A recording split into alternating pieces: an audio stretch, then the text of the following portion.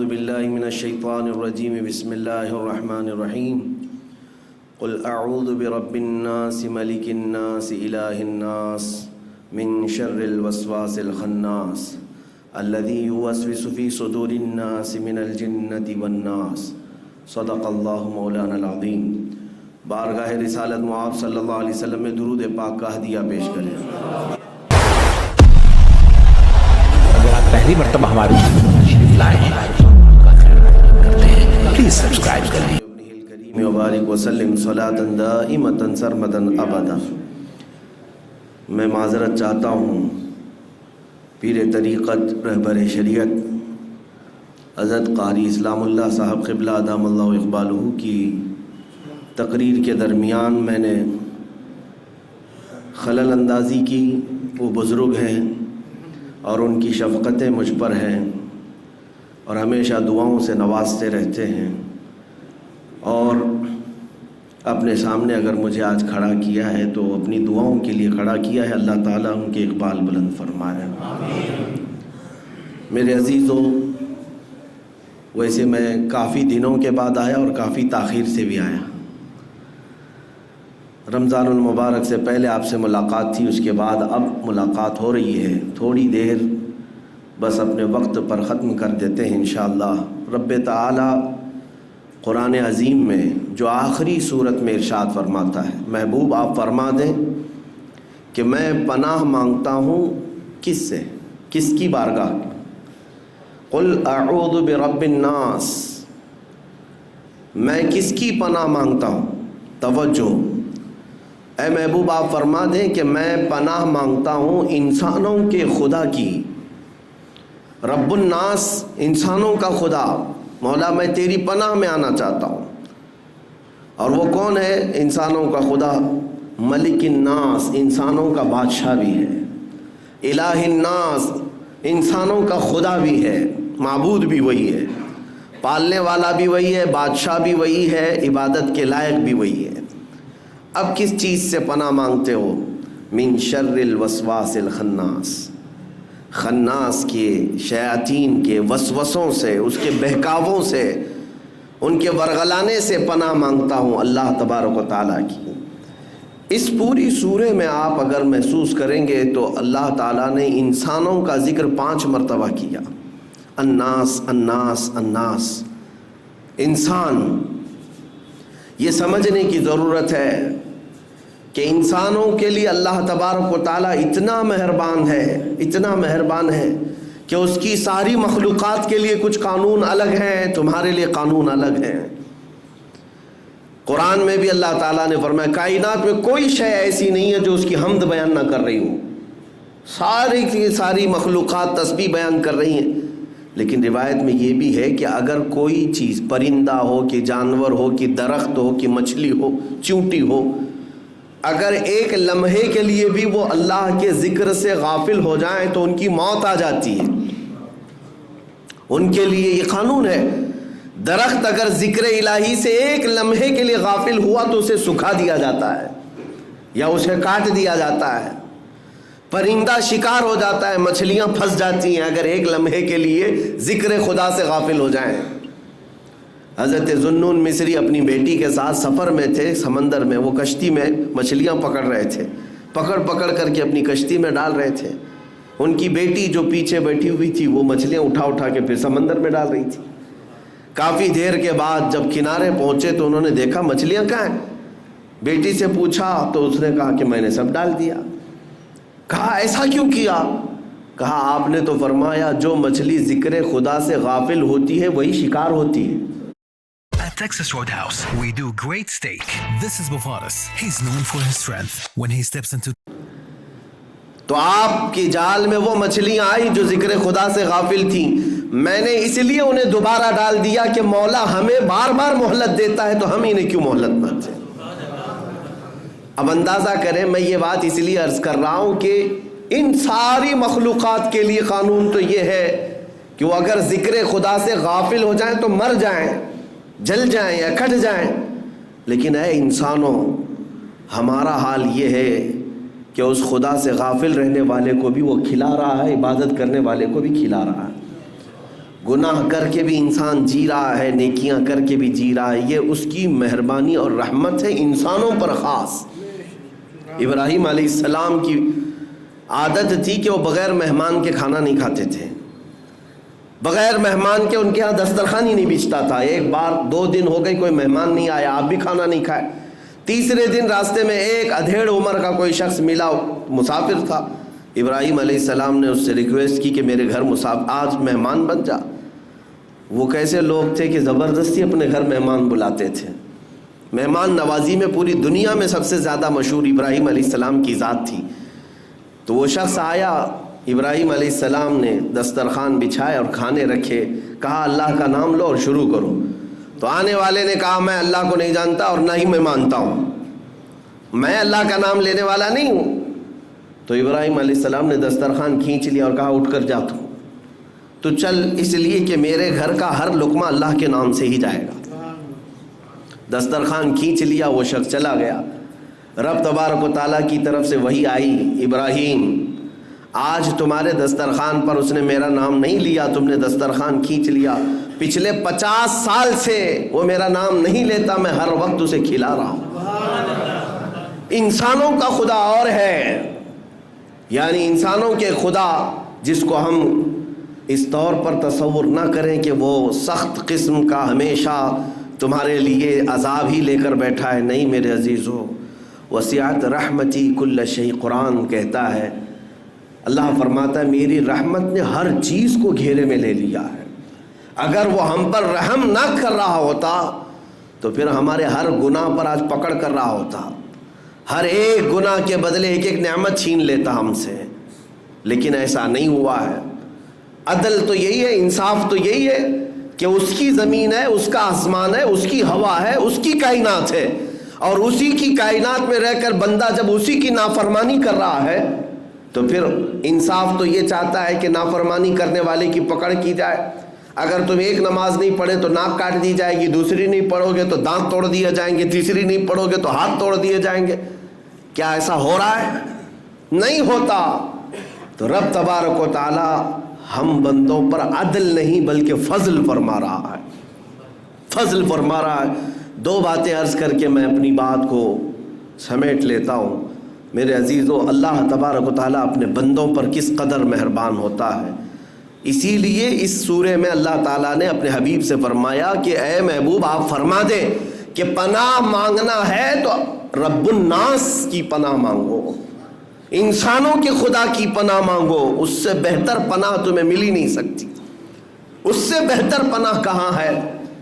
ایک بار رسول کریم صلی اللہ تعالیٰ علیہ وسلم مسجد نبوی شریف میں بیٹھے، اپنے گھر سے تاخیر سے آئے اور بیٹھے بیٹھے اکیلے میں ہنسنے لگ گئے، مسکرانے لگ گئے۔ صحابہ نے پوچھا تھوڑی دیر کے بعد کہ اے اللہ کے نبی آپ کو کس چیز نے ہنسایا؟ کون سی چیز ہے جس کو دیکھ کر کے آپ مسکرا پڑے؟ وہ رہتے ہیں اس خاکدان گیتی پر لیکن جلوے دیکھتے ہیں پورے عالم کائنات کے، وہ ہر چیز ان کی نظروں کے سامنے ہے۔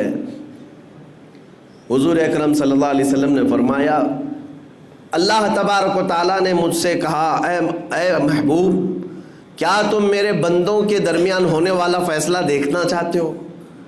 تو میں نے کہا ہاں مولا دکھا تیرا فیصلہ کیسے ہے۔ تو رب تبارک و تعالیٰ اپنے بندوں کے درمیان جو فیصلہ کر رہا تھا وہی بات میں دیکھ رہا تھا۔ صحابہ نے پوچھا کیا فیصلہ ہے؟ کہا ایک بندہ اٹھایا گیا اور اللہ تبارک و تعالیٰ کی بارگاہ میں جب پیش ہوا تو اس نے مقدمہ کر دیا، اللہ کی بارگاہ میں دعویٰ کیا کہ مولا فلاں آدمی کے اوپر میرا قرضہ باقی تھا، فلاں آدمی کے اوپر میرا حق باقی ہے، اس نے پیسے میرے لیے تھے، فلاں چیز لیا تھا لیکن دیا نہیں مجھ کو، مجھے آج حق چاہیے۔ رب تبارک و تعالیٰ اس بندے کو بھی اٹھاتا ہے جس نے اس کا حق مارا تھا، وہ بھی اٹھا، وہ نیک آدمی تھا لیکن کچھ اس کے پاس رہ گئی تھی اس کی چیز۔ تو اب یہ مطالبہ کرنے والا شخص اللہ سے کہتا ہے مجھے حق دلا دے میرا۔ رب تعالیٰ فرماتا ہے یہاں تجھے کیا چاہیے؟ پیسے تو ملیں گے نہیں، موت کے بعد نہ پیسے ہیں نہ چیک ہے نہ ٹرانسفر ہے، کچھ نہیں ہے، کیا ہے؟ یہ بندہ کہتا ہے مولا اس کی نیکیاں مجھے چاہیے، اس کی نیکیاں مجھے چاہیے۔ تو رب تبارک و تعالیٰ انصاف فرماتا ہے اس بندے کی ساری نیکیاں اٹھا کر کے اس کو دے دی جاتی ہیں. فرشتے ساری نیکیاں منتقل کرتے جا رہے اس لیے کہ حق ابھی ادا نہیں ہو رہا ہے. اب یہ مطالبہ کرنے والا جو شخص تھا پھر کہتا ہے اے رب ذوالجلال میرا حق تو پورا نہیں ہوا, تو عدل کرنے والا انصاف کرنے والا بادشاہ ہے, مجھے اور حق چاہیے اس بندے سے, اس نے میرا حق لیا ہے دنیا میں. تو رب تعالیٰ فرماتا ہے اب اور کیا چاہیے, اس کی ساری نیکیاں ختم ہو گئی. یہ بندہ کہتا ہے مولا میرے گناہ اٹھا کر اس پر ڈال دے. تو حکم ہوتا ہے فرشتوں کو, اللہ تعالیٰ فرماتا ہے اس کے گناہ اٹھا کر اس پر ڈال دو. پورے منتقل کیے جا رہے اس کے گناہ بھی خالی ہو گئے, اور وہ جو نیک بندہ تھا نیکیاں بھی خالی ہو گئی, اور گناہ اٹھا کر کے بوجھ بیٹھا ہے. اب اس کے پاس کچھ نہیں سوائے گناہوں کے بوجھ کے, کچھ نہیں. آپ اس کو ہلکا مت سمجھیں کہ حقوق العباد جو بندوں کے حق ہیں, کئی لوگ مار کر کے بیٹھے ہیں, کوئی بہنوں کا حق, کوئی بھائیوں کا حق, کوئی اپنے مزدوروں کا حق. اعلیٰ حضرت فاضل بریلوی رضی اللہ تعالیٰ عنہ نے فرمایا ہے 1 روپیہ اگر کھائے ہو تو بدلے میں تمہیں قیامت کے دن 700 نمازیں دینی پڑ سکتی. 700 نمازیں اگر وہ حق مانگ لیا تو. ہاں اس کو ہلکے میں مت لے. حضور پاک صلی اللہ تعالیٰ علیہ وسلم کی بارگاہ میں ایک جنازہ آیا تھا. حضور نے پوچھا اس پر کسی کا قرضہ ہے؟ ایک بندے نے کہا یا رسول اللہ میرے 2 درہم قرضہ باقی تھا اور یہ مر گیا, انتقال ہو گیا. جنازہ تیار ہے, میرے آقا نے فرمایا صلو علی صاحبکم ولا اصلی علیہ, لوگوں تم چاہو تو اس پر نماز پڑھ لو, میں نماز جنازہ نہیں پڑھوں گا. 2 درہم کا قرضہ باقی تھا, 2 درہم کا. حضور نے فرمایا میں نماز جنازہ نہیں پڑھوں گا. لوگ ہلکے میں سمجھتے حقوق العباد, کسی کا مال لے لینا, کسی کا ہڑپ لینا, کسی کو دھوکہ دینا بہت بڑا عذاب ہے. اللہ نے فرمایا کہ وہ اپنے حقوق معاف کرے گا لیکن بندوں کے حقوق نہیں معاف کرے گا. بندہ جب تک نہیں معاف کرتا بندے کو تب تک اللہ نہیں معاف کرے گا. یہ نہیں ہے کہ تم اس کے 100 روپے اس کے 1000 روپے لے کر کے توبہ کر لو اللہ کی بارگاہ میں مولا صاحب معاف کر دے, نہ. رب تبارک و تعالیٰ کا قانون یہ ہے کہ وہ بندے ہی معاف کریں تب اللہ معاف کرے گا. یہ حقوق العباد ہے. تو بات وہ حدیث میں عرض کر رہا تھا, اس بندے کی نیکیاں جو حق لیا تھا اٹھا کر کے اس کو مطالبہ کرنے والے کو دے دی گئی, پھر بھی ختم نہیں ہوا اس کا حق, تو اس کے گناہ اٹھا کر کے اس پر ڈال دیے گئے. اب بھی یہ سوال کر رہا ہے کہ مولا میرا حق تو پورا نہیں ہوا, ابھی تیرے عدل کے مطابق تیرے انصاف کے مطابق میرا حق اور باقی ہے. رب تعالیٰ فرماتا ہے اور کیا چاہیے اس سے تجھ کو, اس کی نیکیاں بھی پوری لے لیا, تیرے گناہ اٹھا کر کے بھی اس پہ ڈال دیا, اب اور کیا چاہیے تجھے؟ تو کہتا ہے مولا تیری رحمت میں فیصلہ ہے, تیری رحمت میں انصاف ہے, میرا حق تو پورا نہیں ہوا. تو رب تبارک و تعالیٰ کیا فرماتا ہے سنو. حضور یہ سب معاملہ دیکھ رہے تھے, فیصلہ دیکھ رہے. اللہ تبارک و تعالیٰ فرشتوں سے فرماتا ہے جنت میں ایک محل تیار کرو, سجاؤ اس کو. فرشتے جلدی جلدی محل سجانے لگ گئے اور اتنا آراستہ کرنے لگے کہ وہ پورے جنت میں وہ چمکدار بہت خوبصورت نظر آنے لگا. تو یہ بندہ جو مطالبہ کر رہا تھا نا بار بار میرا حق نہیں میرا حق نہیں, یہ اس کو بھی دکھایا گیا وہ محل, یہ دیکھ.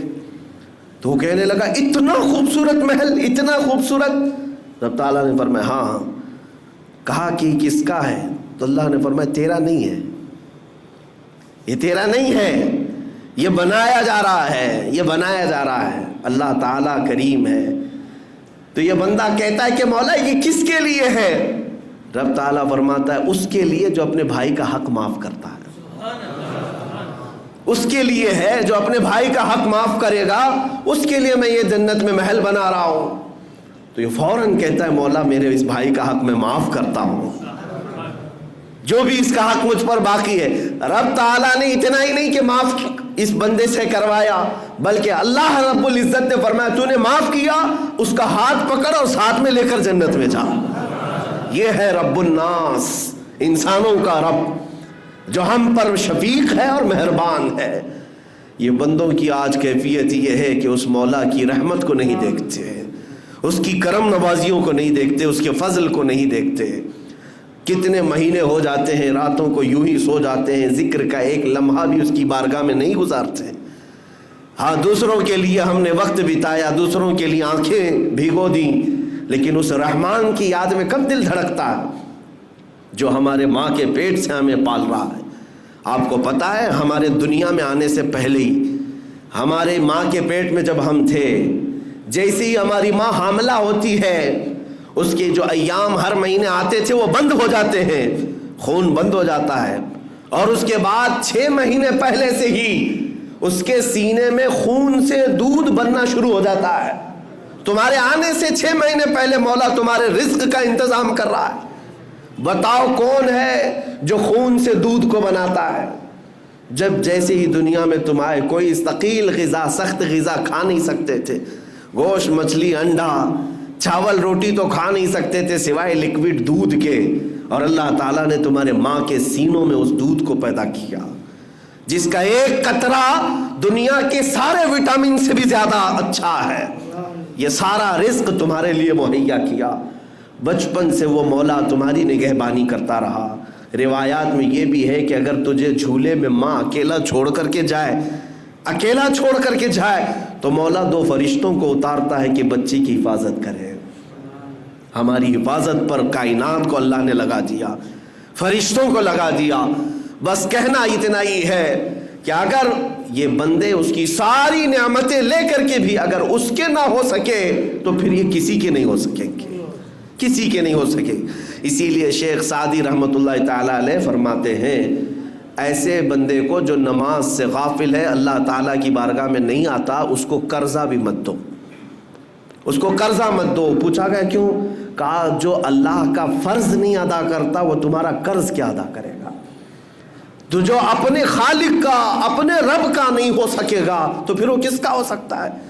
اس لیے میرا میسج صرف اتنا ہے کہ اس بھری کائنات میں ہمارے دکھوں کا، ہمارے دردوں کا مداوع کوئی کر سکتا ہے تو وہ رب العالمین ہے، وہ مالک ذوالجلال والاکرام ہے۔ اس لیے ہمیں اللہ رب العزت کی طرف پلٹ آنا چاہیے، اس کا خوف سینے میں رکھو، اس کی محبت بھی سینے میں رکھو۔ وہ تمہیں خواہ مخواہ عذاب کا ایک ذرہ بھی نہیں دے گا، کبھی نہیں دے گا۔ ہاں اتنا ہے کہ اس نے وعدہ تو کیا ایک نیکی کرو تو میں بڑھا کر 10 دے دوں گا، لیکن پورا قرآن پڑھ کر کے دیکھو کہیں اللہ نے یہ نہیں فرمایا ایک گناہ کرو گے تو 10 بڑھا دوں گا، نہیں، گناہ ایک کیے ہو تو ایک ہی کی سزا، لیکن نیکیوں کے لیے کہتا ہے کہ ایک بھی کرو گے تو میں 10 گنا بڑھا کر کے دوں گا۔ یہ رحمت نہیں ہے تو کیا ہے؟ وہ رب الناس ہے۔ مولا کریم اپنی رحمت میں ہمیں جگہ عطا فرمائے۔ رب ذوالجلال ہم سب کو تیری جوار رحمت میں ہمیشہ رکھ، اور اپنی حفاظت سے ایک آن کے لیے بھی مولا ہمیں باہر نہ نکال۔ مولا ہماری موت آئے تو تجھ پر ایمان لاتے ہوئے موت آئے، اور تیری بارگاہ میں سرخروئی کے ساتھ ہمیں اٹھایا جائے۔ وآخر دعوانا الحمدللہ رب العالمین۔